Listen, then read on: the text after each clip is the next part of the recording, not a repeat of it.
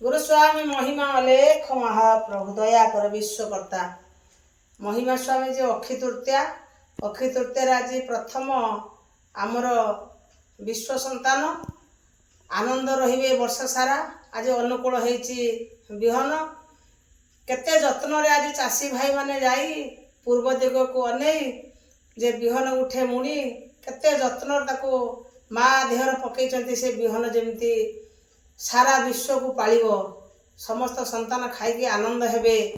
मु भी मध्य महाप्रभु दया कर जो मातृभूमि माँ धरत्री माँ आज जो बिहन टे पड़ी प्रभु ताकू से माटीर जमीती ये बिहन सत्यवार सत्य फल है फलिबो जमीती सत्य धान है फलिबो समस्तंकर जमीती आत्मा पुरिब ब्रह्म शांति हब।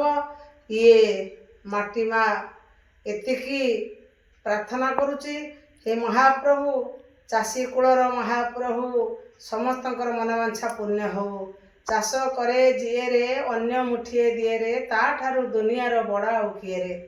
तेणु आज से बड़ श्रमिक चाष करने आगमन करिकी समस्ते आगर आगे चलती बिहन अनुकूल होती अक्षय तृतीय अखल मखल धान जमती वर्षर फल। गुरुस्वामी महिमामय अलेख निरंजन प्रभु दया कर प्रभु दया कर प्रभु दया कर अलेख महिमा।